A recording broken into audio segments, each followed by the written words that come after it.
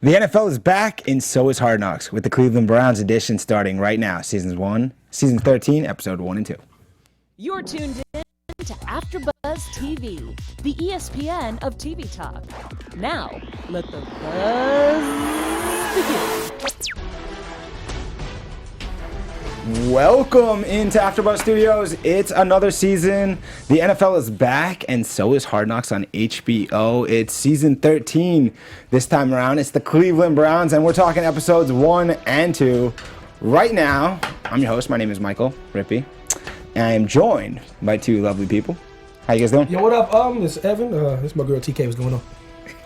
What up, TK? What's up? I was like, damn, TK on the show. I'm like, what's up? I see. It's a Hard Knocks show here. Football is back, and we're recapping both episodes so far. So let's start right from the top of this season, which actually starts in the sports realm, not football-wise, but Cleveland, where we see the banner of LeBron James coming down to start the whole season of Hard Knocks. What do you guys think? Yeah, I think that that banner should stay up forever. Okay. Is Michael Jordan's statue taken down when he left Chicago?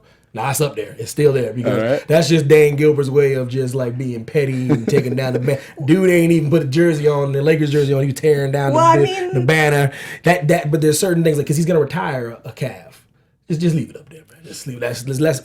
Or build a statue. One or the other. It don't matter to me. Build a statue or leave the banner up. You choose. Well, I mean, I think they've done it before. They're just bitter. And yeah. It's just kind of one of those things. But do you think he's actually going to retire? I don't even want to get into basketball, but do you think they're actually going to allow him to retire there? Yeah, because Gilbert's not crazy. Because if LeBron's like, yeah, you're going to put he should have retired. He should be retiring his jersey like this opening night. Should already be retired. Yeah. The irony, we're talking Hard Knocks, we're talking LeBron James. But it is a changing of the guard, though, you know what I mean? It is a changing of the guard, and it's irony that they're bringing down the one championship that Cleveland has ever really had, the thing that brings them the championship, and we're talking about the Cleveland Browns who went 0-16 last season, and we're watching them this preseason get it going. Just to familiarize everybody, the narrator of Hard Knocks on HBO, Liev Schreiber, does a great job.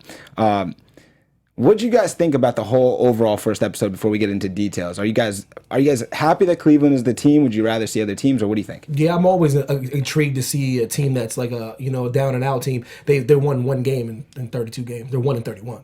Like that's Hue Jackson, baby. That's kind of an issue. But I love Hue though. Hue's trying to change a culture. And then you see that immediately. Like he's trying to change a losing culture in a losing state, in a losing city. Like so I'm all about watching this this development. Underdog story. Yeah. Yeah, I mean, it's definitely something you definitely want to see, like an underdog story, because you want to see them make it. It almost makes you want to cheer for them to make it, opposed to, I mean, the opposites. Hopefully the opposite doesn't happen. Well, Evan, speaking of Hue, he mentions something called the cleanse, and we see that early in episode 1 where he runs into Lake Erie because they ended up going 0-16. You actually mentioned his record over 2 seasons with Cleveland, where he's got 1 win in 32 games, 1-31. I think the best thing Hue Jackson has done so far in Cleveland is be able to survive and keep his job, which is impressive right there. They knee jerk too quick with coaches though. Coaches have in all major sports have always been scapegoats, but at the end of the day, players got to play. You know what I mean? Like so they're like, he's on the hot seat. I'm like, damn, like their first 5 games are crazy. You know what I mean? So like, it's like for a guy like Hue that's sitting around trying to change a culture, you have to give him time to change a culture. So the Lake Erie thing was like the perfect example to show like, I'm a man of my word. I say if we don't win a game, I'm gonna jump on Lake Erie. I was hoping he's waiting till the winter time though, but he was. Yeah, that's what I was thought. always getting excited. Yeah, he kind of got out of that one easy. Yeah. But the thing too with the players that have to play, these players are very experienced. They've been playing since they were like 7. Yeah. So at the end of the day, you can give a coach enough time, but the coach also has to know how to kind of zero in and figure out what's working and what's not working in order for them to make it. And the people who are not working, then they just need to go. I agree. Speaking of players got to play and experienced players and players that have to go, we'll get to that later. But there are a bunch of new players on this Cleveland Browns team, starting with the quarterback, Tyrod Taylor, who came over from Buffalo. And he's leading this new Cleveland Browns team. Alongside, we see their first overall draft pick, Baker Mayfield, who will be his backup to start the quarterback. And also running back Nick Chubb. They profile well. Nick Chubb and Baker Mayfield arriving in Cleveland in the airport, and you see the difference where one guy is getting a lot of notoriety and people waiting for him, and almost nobody knows that Nick Chubb is Nick Chubb. Oh, like nobody knows who Nick Chubb is. The guy's asking him next to him, well, did you play college ball? Yeah, and see, the thing about it is, I love football players. Football players are like, they're all like, like Colin always says, like football players are like bitter, like failed basketball players. It's just because that's what they are. Because like he's sitting there like offended because no one knows him. But you wear a helmet your whole life. Like they don't know who you are. That's why they know the Tom Brady's and they know Odell because they have like these things they do. Yeah, they have this personality. So like, don't get offended. Let your play. I don't even want to get political, but it's just annoying to me because it's like you assume he's a football player because of what? So he play football. So it's just it's kind of a catch-22. I just kind of it annoys when people just assume you play football because of whatever aspects. It takes me back to Oregon days. I don't know. Anyways, go on. Shout out to Oregon. Yeah. So we see Baker and Nick going through the airport, and they're arriving at camp. One person that's not at camp on the Cleveland Browns to start is wide receiver Josh Gordon, who has had numerous issues on and off the field throughout his entire career. We find out early in episode 1 he won't be at camp. Do you guys think he'll appear at all on the show? I don't know if in the show, but I see him playing in the season. I like he's doing like a preemptive like treatment, kind of like just to get himself together. It's very tragic because Josh Gordon is a bigger, stronger, just as fast Odell Beckham. A lot of people don't know that is because he don't spend time on the field. Like everybody talk about Odell, he's bigger than Odell, he's stronger than Odell, he's just as fast as Odell, he's just as athletic as Odell, but Odell's on the field.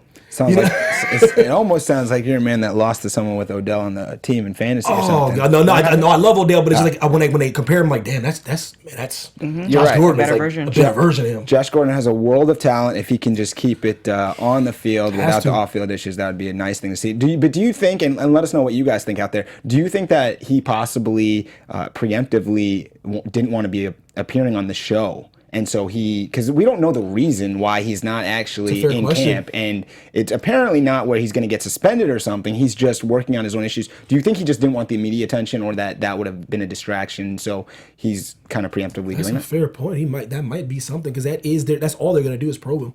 And about like, well, how you feeling? Are you going to be able to stay clean? Reporters, they probe. They try to get those hot takes because you have to. You have to. That's part of your job. So like, but and athletes, like I said, I respect the young man that's saying that he needs help. No, before because I've been following Josh forever. There was a time where Josh said there's nothing wrong with him. Now he's at the point where he feels he needs help. I said that's a good sign when you admit you do have a problem. Some maturity. Yeah, absolutely. Well, hopefully we will see him on the field this season for Cleveland. Maybe not. Let us know if you think we'll see Josh Gordon in episodes 3, 4, or 5. Who knows? But the way he alerted both John Dorsey and Hue Jackson was basically he's communicating with via new phone, via text. That's kind of what we got going.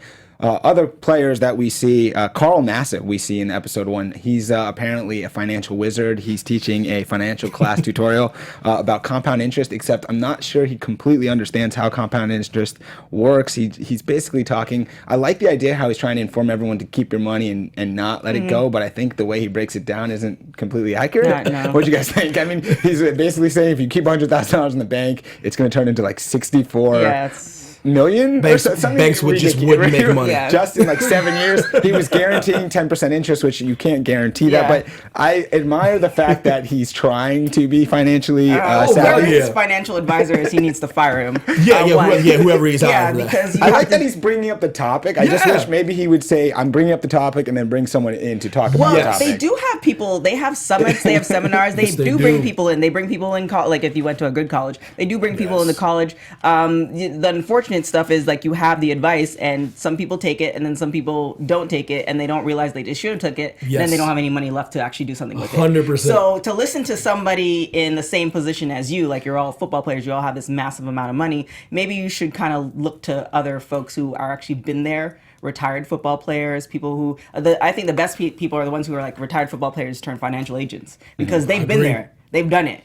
And there are a lot of them out there. So I mean, yeah, not.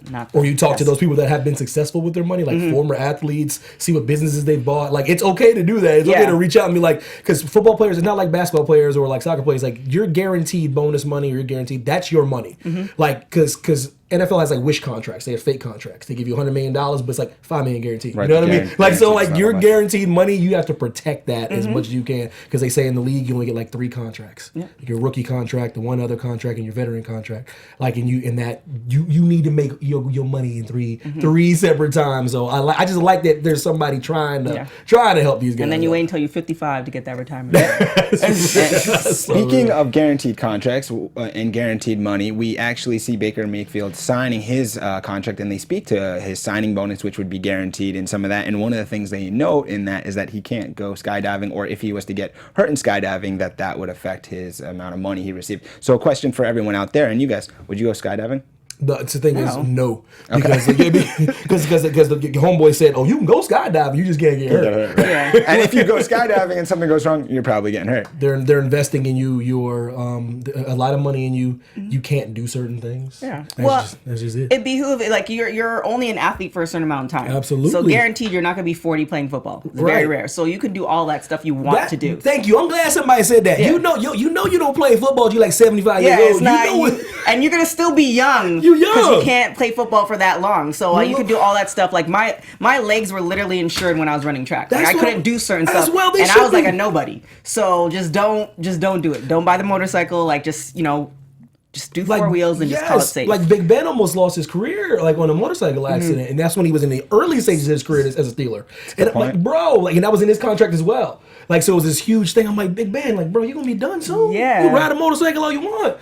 You're lucky if you get 10. So Seriously. Baker, don't go skydiving, but he did actually have to buy an RV or rent one for a training camp. And he says that in Cleveland, instead of having to maybe buy dinners and so forth, he had to buy an RV. We get a run through of the RV that the quarterbacks are going to hang out in and what it looks like. And so it was almost like a little tour there of the RV. What'd you think of that? Pass. Yeah.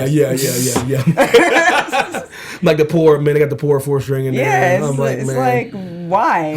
When you probably could just go to, your guys are in a nice hotel. Oh, somebody blows up the bathroom, which always happens. No offense, guys, but that's just what you do. And it's a wrap for the RV. So well, the RV workers showed us how to actually clean that area. I'm like, but who's cleaning it, and how often are they cleaning it? I gotta have a guy for that. I gotta have a guy. If you guys have the answers out there to TK's questions, please let us know. Ain't nobody trying to do that. And finally, a sad moment towards the end of the episode 1 where Hue finds out that his mother's passed away, and that follows up maybe a week after his brother had passed away. What do you think about the way he took it? Hugh with his mother, he had a idea. It was only a matter of time. You can see the way he was talking. I know the brother, like the time, the space was shocking to him. You seen him; he went through different ebbs and flows of his emotion. He it's not a good thing. You can't. There's nothing you can say about someone losing their family. But he had football at the time. He had his brothers, he had his friends, his colleagues, and he actually has a job to do. Head coaching in the NFL is the hardest coaching job there is. So it's so I like the way he handled it as far as what was going on. I mean, it speaks to the athletes, period. Like, whatever is going on outside, you leave it outside and you play.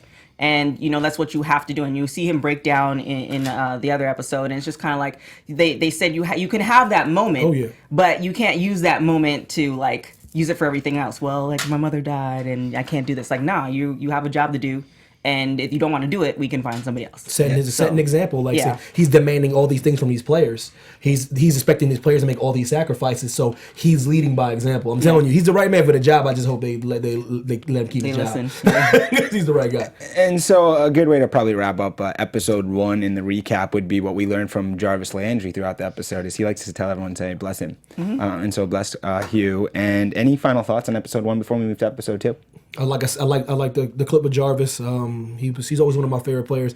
It's good that he's in a different environment because Miami is as fly as Miami is, man. Football wise, that's where things go to die. They ain't been popping since Dan Marino, man. They ain't been popping since Ace Ventura and Dan Marino. Like, that's the last time they was popping. So like, I like to see Jarvis looking real crisp on that field because Cleveland is just not one of my favorite cities. Sorry, Cleveland. Cleveland's just. Right, that's so you just Gross. Miami and Cleveland. Wow. Both. Just Wow, one you said shot. gross. You just took Miami and Cleveland Yeah. out in one shot. Well, you guys are all watching the AfterBuzz after shows, not just our show, and subscribing and liking. And this is a good time before we start episode 2 to keep you informed on this, right? Oh Evan? yeah, shout out to Cleveland. I love y'all, man, for real. But like the AfterBuzz, I do. I love y'all. AfterBuzz is our network, produces after shows for nearly all our favorite TV shows, from dramas, reality, TV, sci-fi, and more. There's no network that works harder to serve television fans, but now we need your help. We're asking that you please subscribe to one or more of our YouTube channels. By subscribing to our channel, YouTube will suggest content that is tailor-made for you, and you'll help AfterBuzz continue to grow. And if you're worried about those pesky notifications, don't be, because they are optional. So please hit that subscribe button now for this channel, and check out our other AfterBuzz YouTube channels as well. Let us know you did so in the comments, and we'll thank you on air. For now, thanks for being the best fans and for helping us be the ESPN of TV talk. Shout out to Johan Pena. What up, boy? You have to let him know to watch now. Probably ain't watching. What up, boy? He watches everything else. All right, that was great. Episode 2, which we just got finished watching, starts with Corey Coleman. And pretty much the last we see of Corey Coleman, we see he has a pretty serious sneaker collection, correct? Good riddance to bad rubbish is what I say. Yeah, I gotta go there. Trade me. Well, trade me. Oh, I most certainly will.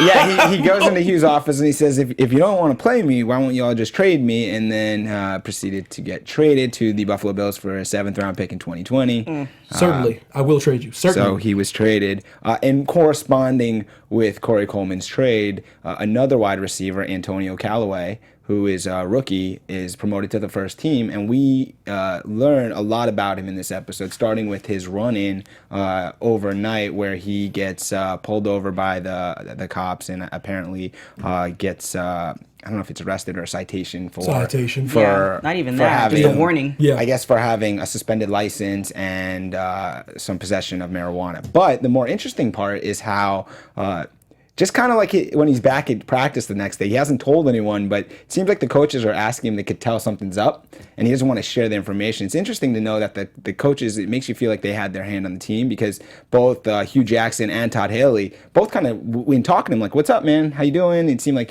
something was going on. What do you guys think about that? I think either they knew and they were trying to give him a moment to become clean, or they were just literally just seeing his body language. It was one or the other. But either way, like that was like your come to Jesus moment that you should have took. It was definitely body language for sure, and it's just one of those things where it's unfortunate with athletes that if they're so good in school, elementary school, high school, etc., that they're treated a certain way, and certain aspects of, hey, just tell me the truth and we'll take care of it, those stuff, some of them just don't learn.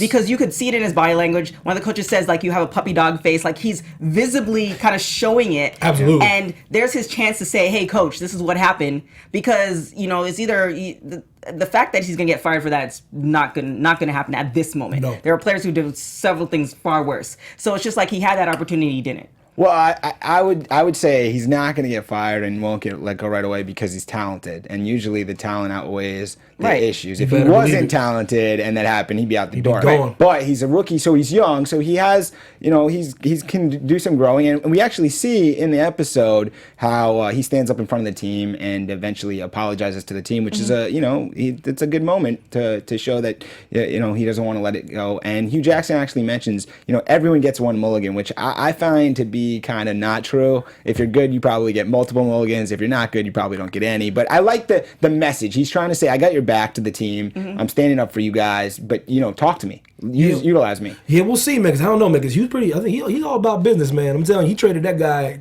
in a second. He's one of those. Hue's and with the young man, like 4th round talent, because of shenanigans. But he's a 1st round talent. He is, and I just like that. Like I said, Hue's trying to change the culture. He wants the people to be held accountable. He was like the young man that got traded. He was trying to let him know, like, bro, that we put you on second team because you were dragging ass.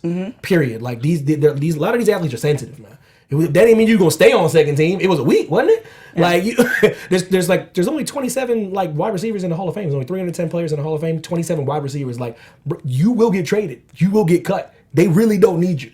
Yeah, but if they're used to people coddling them for their whole career. That's exactly what that was, though. Yeah. He's like, what happened? Yeah.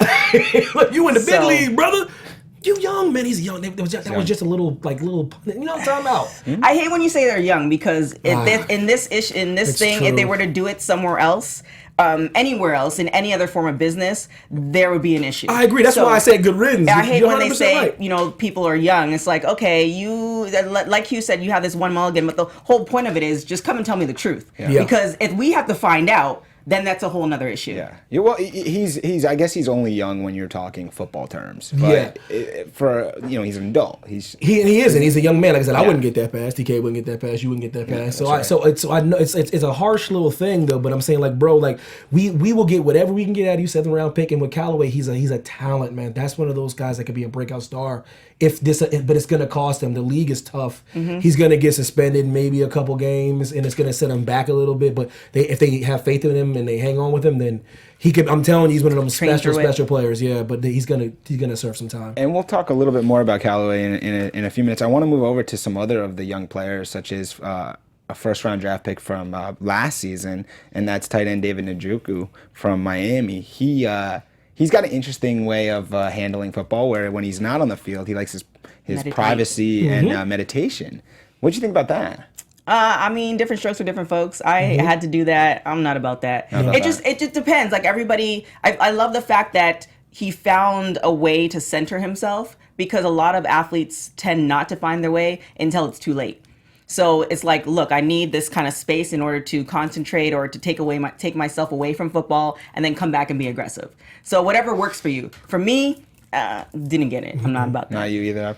And it's one of those things, like it's different strokes for different folks. Just like you said, like that's how he gets in the zone. You know, I know some players that did ballet. You know, that did yoga, that do certain things that get them in their space. Like if that gets you in your space, whatever centers you. Yeah. Some people, then do it. Do you? Let us know out there what you think about David Njoku and his meditation. But I was gonna say when I was watching originally that maybe the meditation wasn't so good because he wasn't able to catch any of the balls in practice. He actually had to stay after or stay long and do 30 balls from the machine, the jug machine. And then he shows up pretty well in the preseason game, which we'll get to shortly. But let's talk about the backup tight end who we learned a little bit about in episode 2, Devin Cajuste. He's got a whistle with his pops, which was interesting, and we learned more about his pops and the whole scenario. And I thought it was a touching moment because his pops says he called him, he said he needed him, and he was on the first flight there, and you could tell that they have a special bond, and that was a touching moment, I think, of the episode. What do you think? Yeah, they're best friends, like real best friends, and it's like one of the he's like the journeyman tight end. You can tell he has a little bit of trouble. Like he's a second team guy. Like Hard Knocks shows you that side of a person, and you're pulling for the guy. Like you find yourself like, damn, I want him to get some playing time. You know what I mean? I want him to get.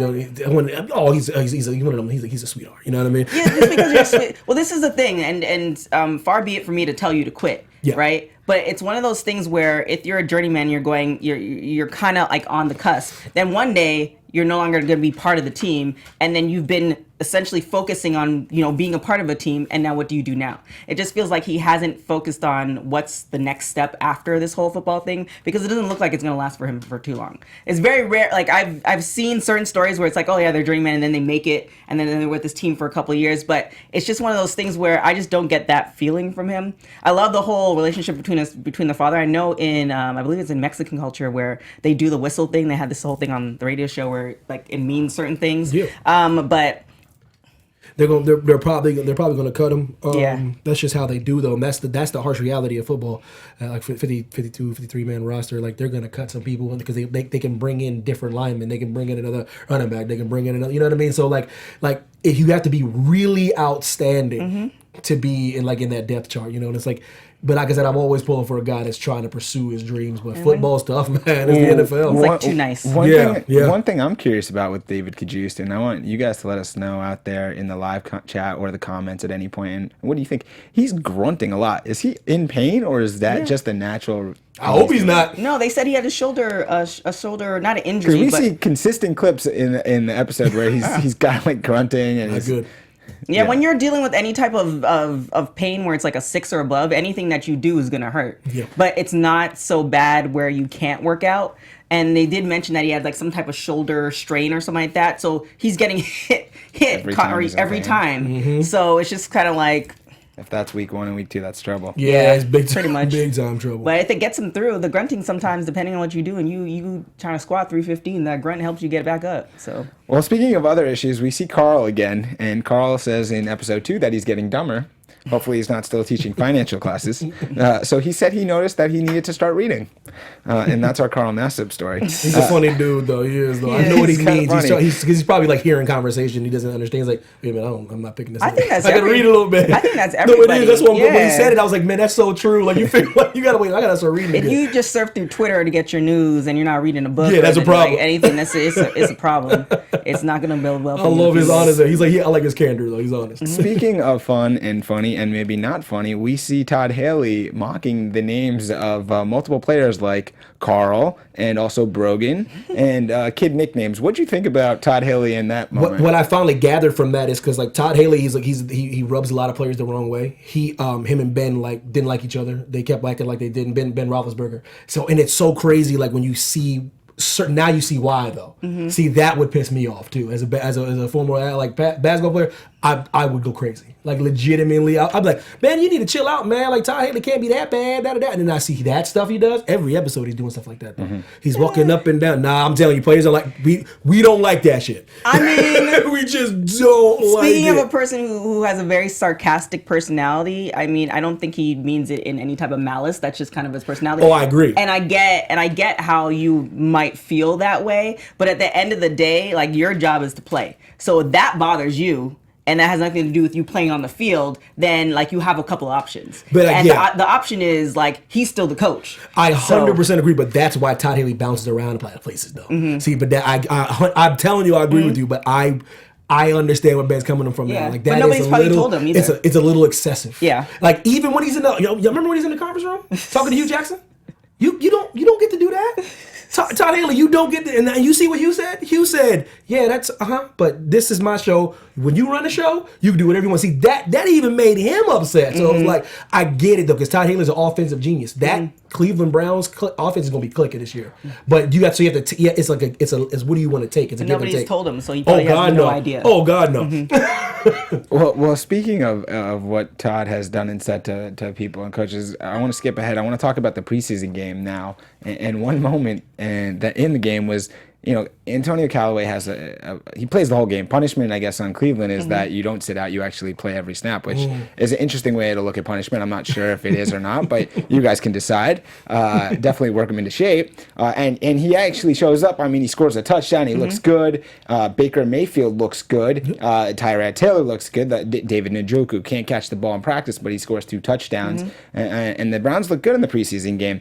Todd Haley on the sidelines tells Jarvis Landry, you got to keep Antonio Callaway and get him under your wing. He said, yeah, maybe you shouldn't even live at your house. And I thought it was interesting. Jarvis's look in response was just like, what? Like no chance. Like I'll take care of him, but that's crazy. Like asking. So I thought that was an interesting moment. Jarvis was just silent in that moment when Todd Haley asked him. But you just see a lot of Todd Haley, and you're talking about his interactions, I guess, in the past with Big Ben and in Kansas City and whatnot.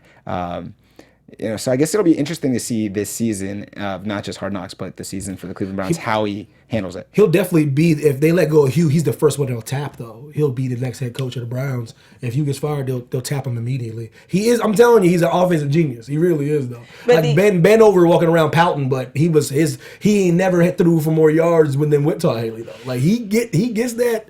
They're going to be rolling this year. I don't know if they're going to win, but they're going to be rolling. But if he does, I mean, hopefully Hugh doesn't leave his job, doesn't get let go. But if he does get that position, like, how is he going to so he's just rubbing his players, now the whole team overall.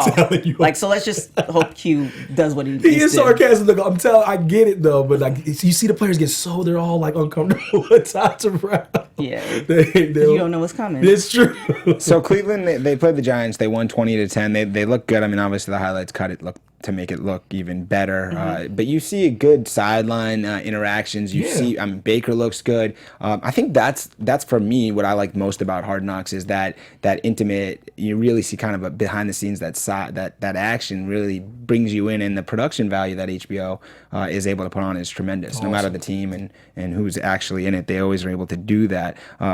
Any thoughts on episode 2? I want to ask you guys some questions in general. Oh, shoot. Fair enough. So So we've been watching now 2 episodes of Cleveland, and what are we thinking as far as we've gone over their record? They've won 1 time in the last 2 seasons. What do you feel like this season so far with the new players, with the behind the scenes appearance? Do you think they're in line to make a big jump? Do you think it's going to be another season where they're going to struggle to win games? Will they win any games? What are we looking at? I don't know, man. I'm telling you, looking at their first, man, Steelers, Saints, Jets, Raiders, Ravens, Chargers. It's tough. The Steelers and the Saints, they can already start out 0-2 though. You know what I mean? Then I see them beating the Jets. Then I see them beating the Raiders. So they can be like 2-2 in 4 weeks. Like, I don't know, man. This is gonna be tough, man. I don't know, because I'm just worried about Tyrod, man. I'm pulling for a guy that he's my kind of quarterback. The first guy in, last guy to leave. Everyone's joking around, and Tyrod's like, we gotta work. Yeah, like that. There's something about that I like, because I'm sure he jokes around when he's in the off season. But there's something about that all business guy, and the media is already setting this guy to lose his job, and they're already trying to get him to take his job. So like, it's not going to take long for them to bring Baker in. So that can distract this team when you don't know who's going to be your quarterback. So all my thoughts are I just want him to go like 4-0 right out the gate. And just silence all that nonsense, and they'd be like, okay, wait a minute, there is no quarterback controversy. So you think that the Cleveland Browns, who went 1-31, may possibly go 4-0 to start? I would love it. They're not though. Could they go 2-0? They're not beating the Saints. Okay. They're just not going to be. Yeah, There's one of those teams, the Steelers or the Saints, that's going to be tough, man. It really just depends what they do after the first loss. Yeah. Because that will dictate the rest of the season. Exactly. If after the first loss they still rally together, then they might have a good season. But at the first loss they kind of fall apart, then it's just a wrap. Yeah, if they beat the Steelers, that will set this thing up to be amazing, especially if Tyrod shows out. They'll be like, oh my gosh, that's their first win against the Steelers? Like, what? Like, after the first 2 episodes of the show, do you think that you have a better thought process or better thoughts on Cleveland this season, or worse, just from what you've seen? It's interesting. They have their like dysfunctions. I just seen today in practice. Yeah, there was a big fight. But I like that kind of stuff though. You got to know the culture of football though. That stuff is good though. It is, man. Like, it's not like any other sport, man. Like, that's because at least they mean they care. It's practice. You get mad in practice, that's good. Like, you know what I mean? At least this DB is hungry. At least Jarvis is hungry. Like, that's all I care about. So, like, if they can translate it, who knows? But that's good in practice, man. You don't want everybody walking around like, oh boy, you know what I mean? It's cute. It's a cute story. Yeah, whistling with your dad and stuff like that. But you need some grown men in there hitting people in the mouth. Yeah. Towards the end of the episode today, episode 2, they talk about Cleveland and a possibility of Des Bryant coming in. What do you think about that? Need him. They need him. They need him because you don't know when Josh is coming back, if he's coming back. Josh need to get together, man. Because for all of Dez's problems that he had earlier in his career, he's been like a model citizen for years. When they put him on that program and Jerry took him under his wing, like Dez is just emotional on the sidelines. Like, they need talent, man. And everyone, like, what about that? Like, Dez needs to get there because I know he ain't gonna be missing games. He's not gonna be missing games for substance abuse. Yeah, I think with the season too, it really with every season of Hard Knocks, they really shout out to the editors and the producers how they put it together. Seriously. They show that these are just not athletes. They're people. They have families. They do all that. Like, there's so much more than just being an athlete, and which is what is needed. At the moment. So it's just kind of like, it's nice to see beyond the losing streak that they're actually trying, they're putting in the work. Absolutely. And if you're booing or you hate the team or you dislike the team, it's like, you also have to realize that these people are people. And they have something beyond their job. And shout out to the producers and editors on the production value. What do you think of so far of the music in this season's? They do a good job though. Yeah. It's like this. I've heard 2 Chainz, Eminem. There's been a lot of good music. We're in a different time. You got to get the younger people to watch, and you have to, like, even Todd Haley's picking art like Lil Wayne's. They know their personnel. They know they got a lot of brothers on the team. Let's just be honest, man. They got a lot of brothers on the most team. Teams. No, listen, they ain't no NFL without brothers, man. Yeah. So like. Well, like so these coaches have learned a long time ago. They have to do. There's a culture there, and they have to adhere to that culture. Hard Knocks is the same thing. Let's be honest, man. Like, that's who's in the league. That's who runs the league. I mean, they do it, period. I mean, I train at Burbank High School, and while they're doing their training, I'm like doing my track workouts, they're playing hip hop. Yeah. So it's just like, I mean, it's part of the culture. I remember when I was at Oregon, there were some issues as far as music, and you get a little bit of your country, like 5%. I'm sure. And then you play the hip hop and call it a day. We're going to get into predictions. I have one final question. Put your producer hat on, both of you, and tell me, if it's not the Cleveland Browns starring in this season of Hard Knocks, who would you choose? I would like to see the Vikings because my guy Kirk Cousins, man. I'm pulling for him. So I want them to go to Super Bowl and win because they've been disrespecting my guy since he's been in Washington. I want this dude to win the Super Bowl. I want Super Bowl MVP. And I would love to see that journey, man, because I love Kirk Cousins. I mean, like I said, I'm from the T-Dot. We are always pulling for the Buffalo Bills. So that is y'all's team, huh? Yeah, that's the closest team. That's our only team. That makes sense. So yeah, that'd be it. That's kind of cool. Argonauts for a second there. Well, I mean CFL. I'm always rooting for the Argonauts. All right, so that's all I got for episode 2. But let's do some predictions. You see, I'm listening. Now, I've been here long enough, man. I should know. No, like I said, I hope the couple episodes coming up they get Dez in. I need Dez to get signed, man. And so are you predicting that yes, he will get signed? Yeah, so we can stop pouting on Twitter, man. Like I need to stop pouting on Twitter and get in the training camp and burn off a little bit of them calories, get them cuts in and contribute. Because if Callaway stays on and get Tyrod a couple more times. I like this tight end too. Mm-hmm. That young man he's something special. Njoku? Yeah, he's a big, strong. Listen, I got a couple fantasy breakouts going on, man. Yeah, I mean, he's just. That's a man. He seems like he has it together. Yeah, like on the field and like off the field. It's like he has if something happens, he's not gonna be the one to not tell you. Like he's like, nah, whoever his mother is, or his parents are, or whoever raised him, they made sure that he had the essentials on top of the skills. So kudos to them. My kind of football player, man. Yeah. Him, Tyrod, those kind of guys. Listen, it's like it's okay to do what you're supposed to do. Mm-hmm. You always gotta be crazy and act the fool and be on TMZ. Shout out to TMZ. I mean, negatively, I like the players that just come to work, bring their lunch pail and their hard hat and put in the job. Well, I'm gonna predict that Cleveland will win its next preseason game as well. They're gonna be playing against your favorite team, the Buffalo Bills. That's gonna be interesting. And Corey Coleman and Tyrod's old team, and so there's some cool preseason storylines. We will see more in episode 3, and we will join you again. But let's tell everyone where they can find you on social media. Yeah, what up, TK? You can find me on everything at TK Trinidad. Just follow me for everything, radio shows, TV shows. I'm just everywhere. That's just what I do. Evan Mack, Instagram and Twitter. Holla at your boy. And I'm Michael Rippe. You can catch me on social media at Mike Rips, and we'll see you next week for another episode of Hard Knocks. Ciao. From executive producers Maria Menounos, Kevin Undergaro, Phil Svitek, and the entire AfterBuzz TV staff, we would like to thank you for listening to the AfterBuzz TV network. To watch or listen to other after shows and post comments or questions, be sure to visit AfterBuzzTV.com. I'm Sir Richard Wentworth, and this has been a presentation of AfterBuzz TV. Buzz you later.